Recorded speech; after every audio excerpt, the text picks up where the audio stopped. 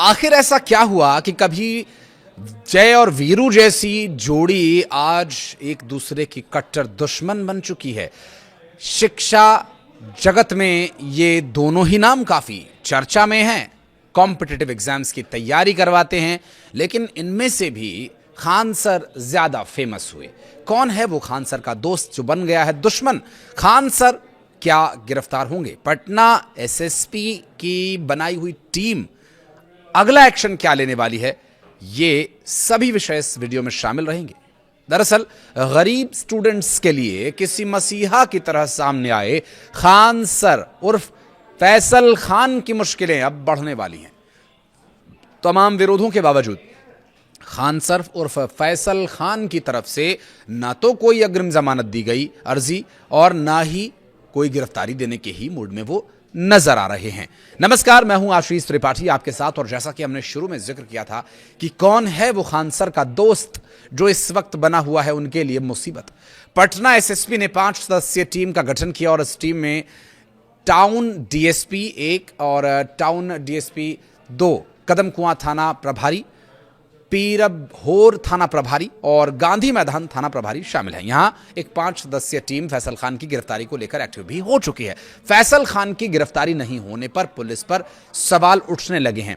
फैसल खान उर्फ खान सर की गिरफ्तारी सुनिश्चित करने के लिए टीम का गठन किया गया और इधर दूसरी तरफ फैसल खान यानी खान सर के वकील पटना सिविल कोर्ट में एंटीसिपेटरी बेल पिटीशन दायर करने की तैयारी में भी नजर आ रहे हैं, जो कि अब तक नहीं की गई है। बेल पिटीशन यदि रिजेक्ट होती है उसके बाद खान सर को सरेंडर करना होगा या वे खुद कर दें। हालांकि जिन सुसंगत धाराओं में पटना के कदमकुआं थाने में फैजल खान के खिलाफ एफआईआर दर्ज की गई उसमें बेल मिलना काफी मुश्किल नजर आ रहा है।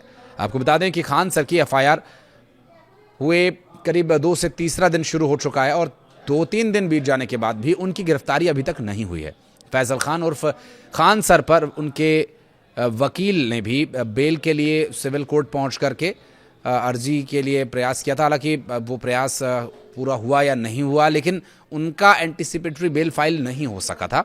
अभी तक पटना पुलिस उनके सरेंडर का इंतजार कर रही थी।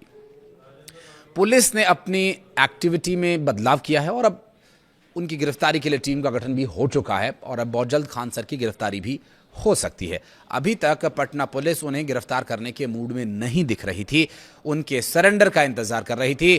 पुलिस को संभवतः आशंका ये थी कि यदि गिरफ्तारी के लिए पुलिस वहां पर जाती है तो वहां पर हो हल्ला हंगामा होगा। और खान सर जिस तरह से एजुकेशन फील्ड में काफी अच्छा खासा नाम बना चुके हैं और जिस तरह के विचारों वाले वो व्यक्ति हैं, कानून में विश्वास रखने वाले वह व्यक्ति हैं, तो शायद वो खुद सरेंडर करें, ऐसा भी पुलिस को अनुमान था। बहरहाल खान सर के खिलाफ बीएनएस की धारा 109 आर्म्स एक्ट के तहत केस दर्ज किया गया। कदमकुआं थाने में सुरक्षा गार्ड के बयान के बाद केस दर्ज हुआ था। अब इस मामले की यदि बात करें तो ये पूरा एक मामलों का सिलसिला हो चुका है। ऐसे मामलों में सिविल कोर्ट की गतिविधियों पर सभी की निगाहें टिकी हुई हैं और दूसरी तरफ पुलिस की कार्यशैली पर भी निगाहें रहेंगी। फायर सेफ्टी की टीम ने भी जांच पड़ताल की और सुरक्षा मानकों का कोचिंग में पालन नहीं किए जाने वाली बात सामने आई है। ऐसे में फैजल खान यानी खान सर की कोचिंग को भी सील किया जा सकता है। खान रिसर्च सेंटर क्या यहां खत्म हो जाएगा या यहां से एक नए युग की शुरुआत होगी? खान सर और रोशन आनंद के बीच विवाद चल रहा है। विवाद बिहार ही नहीं बल्कि देश भर में चर्चा का विषय बना हुआ है। फैजल खान और उनके साथ रोशन आनंद, ये दोनों एक समय था बहुत गहरे दोस्त हुआ करते थे, क्योंकि एक समय ऐसा आया जब फैजल खान ने अलग होकर के अपना काम जारी रखा और लॉकडाउन में एक अलग तरह का एक नया स्टार्टअप शुरू किया जिसे बूटस्ट्रैप स्टार्टअप कहा जाता है, जो सेल्फ फंडेड होता है, किसी से कोई पैसा नहीं लेता है। और इतना बड़ा इंस्टीट्यूशन खड़ा कर दिया खान रिसर्च के नाम से, जिसमें गरीब बच्चों को लगभग मुफ्त ही एजुकेशन दी जाती है। एक फिल्टर के लिए ज़रूर वहाँ पर कुछ फीस वसूली जाती है। बड़े बड़े शोज़ में और बड़े बड़े लोगों से खान सर की पहचान का होना और एक बहुत ही सामान्य से भी नीचे वर्ग का एक व्यक्ति इतने बड़े स्तर पर सिर्फ और सिर्फ शिक्षा की बदौलत पहुंचा है। और इस बीच ज्ञान बिंदु के डायरेक्टर रोशन आनंद का कुछ दिन पुराना एक वीडियो सोशल मीडिया पर बड़ी तेजी से वायरल हो रहा है, जिससे ये पता चला कि इन दोनों के बीच की लड़ाई, ये अदावत कोई नई नहीं है बल्कि काफी पुरानी है। रोशन आनंद ने दावा यह किया कि साल 2018 में भी खान सर ने उनके ऊपर मामूली सी बात को लेकर एफआईआर दर्ज करा दी थी। बता दें कि पहले खान सर और रोशन आनंद सर साथ ही पढ़ाते थे, तब भी पटना के कोल्ड स्टोरेज में ही कोचिंग थी। दोनों के बीच अनबन हुई, रोशन सर ने कई कोचिंग्स खोल ली, जिसके बाद से यह झगड़ा और बढ़ता ही चला गया। दोनों के स्टाफ्स के बीच कई बार गर्मा गर्मी हो चुकी है।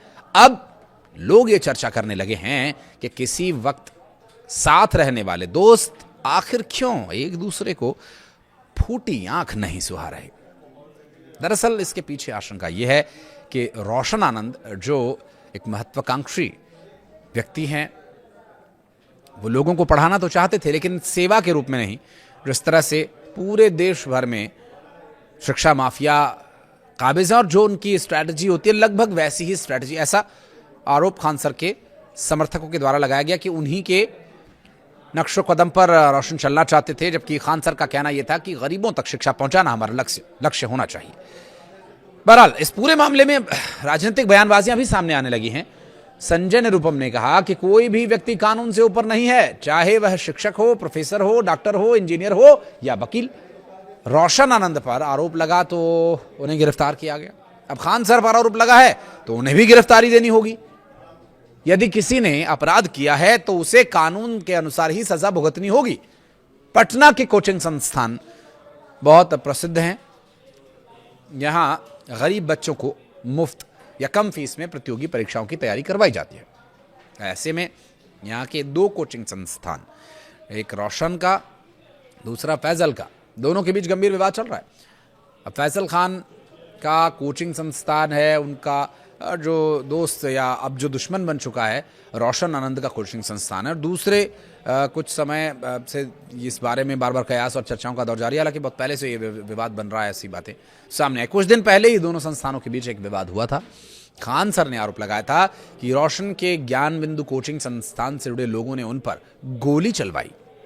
इस घटना के बाद काफी हंगामा हुआ, रोशन आनंद को भी गिरफ्तार किया गया। बाद में पुलिस जांच में यह भी सामने आया कि ज्ञान बिंदु की ओर से ही नहीं बल्कि खान सर के गार्ड्स की ओर से भी फायरिंग की गई, पहले उनकी तरफ से फायरिंग की गई, ऐसी बातें तथ्यों में सामने आई। हालांकि इसके बाद खान सर के खिलाफ भी मामला दर्ज हुआ और ऐसे में अब खान सर को भी गिरफ्तारी देनी होगी। अगर वो ऐसा नहीं करते हैं तो उनके संस्थान को सील भी किया जा सकता है। एक बहुत बड़ा स्टूडेंट सपोर्ट खान सर के साथ है। फैजल खान नाम दोनों ही चल रहे हैं, हालांकि वे खुद कहते हैं नाम में क्या रखा है, शिक्षा पर ध्यान दीजिए। लेकिन इस बीच दो शिक्षाविदों की ये लड़ाई, ये द्वंद्व कहाँ जाकर समाप्त होगा, ये भी देखने का विषय होगा। हालांकि दोनों की तरफ से जो आरोप लगाए जा रहे हैं, एक शिक्षाविद के लिए इतनी मैच्योरिटी होना जरूरी है कि वो इस तरह की छोटी मोटी बातों पर ध्यान न दे। लेकिन इसके पीछे जो विवाद है वो बहुत बड़ा है। दरअसल विवाद शिक्षा माफिया बनने का है या लोगों के लिए मसीहा बनने का है। खान सर जिनकी इमेज कुछ इस तरह से बनी, जिन्होंने बहुत सारे बच्चों को न सिर्फ आईएएस क्लियर करवाया बल्कि कम फीस में, लगभग न के बराबर फीस लेकर के बस एक फिल्टर की प्रक्रिया को पूरा करते हुए उन्होंने ये किया है। लेकिन ज्ञान बिंदु क्या यहां पर खान रिसर्च सेंटर के लिए बिंदु की जगह पूर्ण विराम साबित हो जाएगा? बहरहाल देखना होगा कि खान सर की गिरफ्तारी को लेकर क्या कुछ कार्रवाई की जाती है। आगे स्थिति क्या रहेगी, इस पर भी डिटेल्स हम आप तक पहुंचाते रहेंगे। कुछ कहना चाहें तो कमेंट सेक्शन में बताइएगा। वीडियो को यहां तक देखने के लिए बहुत बहुत धन्यवाद।